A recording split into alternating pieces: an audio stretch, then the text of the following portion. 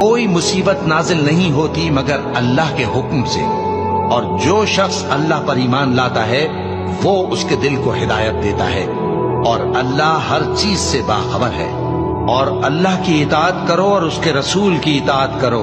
बस अगर तुम मुंह फेर लोगे तो हमारे पैगंबर के जिम्मे तो सिर्फ पैगाम का खोल खोल कर पहुंचा देना है। अल्लाह जो माबूद बरहक है, उसके सिवा कोई इबादत के लायक नहीं। तो मोमिनों को चाहिए कि अल्लाह ही पर भरोसा रखें। मोमिनों, तुम्हारी बीवियों और औलाद में से बाज तुम्हारे दुश्मन भी हैं, सो उनसे बचते रहो। और अगर मुआफ कर दो और दरगुजर करो और बख्श दो तो अल्लाह भी बख्शने वाला है, मेहरबान है।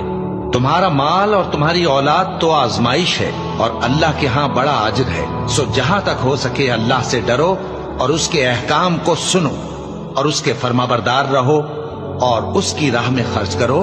ये